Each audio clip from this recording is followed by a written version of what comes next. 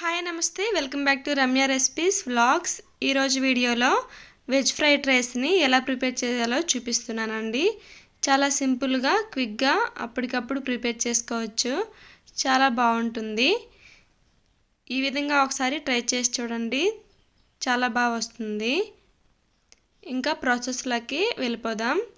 దీనికోసం ముందుగా ఒక ఆనియన్, ఒక క్యారెట్, 2 పచ్చిమిర్చి, 4-5 వెల్లుల్లి, అలాగే 1/2 కప్పు క్యాబేజీ ఈ విధంగా చిన్న చిన్న ముక్కలుగా కట్ చేసుకోవాలి. ఇప్పుడు స్టవ్ ఆన్ చేసి కళాయి పెట్టుకొని 4 టేబుల్ స్పూన్లు ఆయిల్ యాడ్ చేయాలి. ఆయిల్ హీట్ అయిన తర్వాత 1/2 స్పూన్ జీలకర్ర యాడ్ చేయాలి. జీలకర్ర లైట్గా ఫ్రై అయిన తర్వాత ముందుగా కట్ చేసి పెట్టుకున్న వెల్లుల్లిని అలాగే పచ్చిమిర్చి ముక్కల్ని యాడ్ చేసి 1 నిమిషం పాటు ఫ్రై చేసుకోవాలి.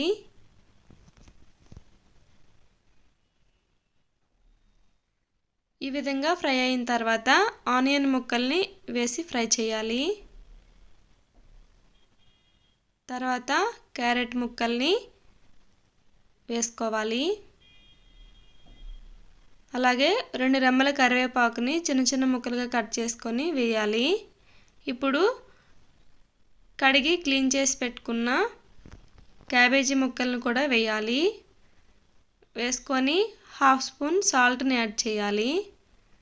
వేసుకున్న తర్వాత వీటన్నిటిని బాగా కలిసేలా కలుపుకోవాలి.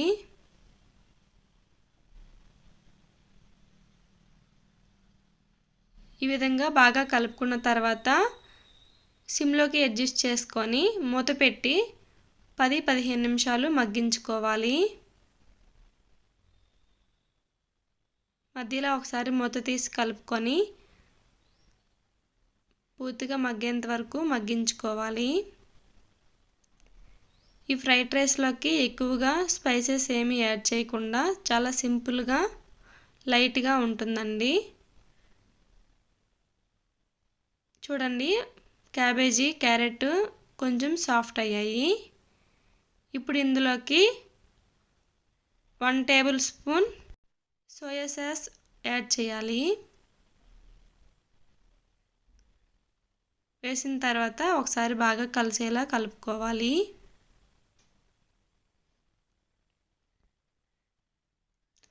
ఒక నిమిషం పాటు వేయించుకోవాలి. ఫ్రైడ్ రైస్కి ముందుగానే కుక్కర్లో రైస్ పెట్టుకోవాలండి.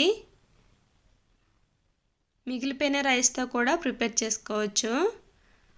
1 కప్పు రైస్కి 2 కప్స్ వాటర్ వేసుకొని 4-5 విజిల్స్ వచ్చాక స్టవ్ ఆఫ్ చేసుకుంటే చూడండి ఈ విధంగా రెడీ అవుతుంది. రైస్ అనేది పొడి పొడిగా వస్తుంది.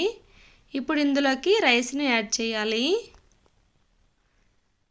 1 కప్పు రైస్కి అయితే నేను చెప్పిన మెజర్మెంట్స్ అన్నీ కరెక్ట్గా సరిపోతాయి. 250 గ్రామ్స్ రైస్ ఉంటుందండి ఇది.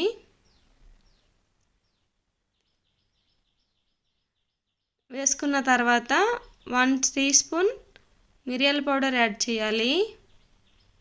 వేసుకొని ఒకసారి బాగా కలిసేలా కలుపుకొని ఇప్పుడు ఇందులోకి 1/2 టీ స్పూన్ సాల్ట్ని కూడా యాడ్ చేయాలి.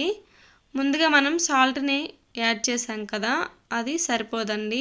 ఇప్పుడు రైస్లో కూడా కొంచెం యాడ్ చేయాలి.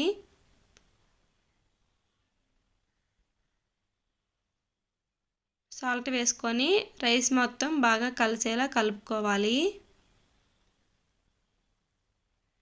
ఇంతేనండి, రెడీ అయిపోయింది వెజ్ ఫ్రైడ్ రైస్. చాలా సింపుల్గా క్విక్గా రెడీ అయిపోయింది కదా. ఈ రెసిపీ మీకు నచ్చినట్టయితే నా ఛానల్ని లైక్ చేసి షేర్ చేసి సబ్స్క్రైబ్ చేయండి. అలాగే మీకు ఎలా వచ్చిందో కామెంట్ సెక్షన్లో తప్పకుండా కామెంట్ చేయండి.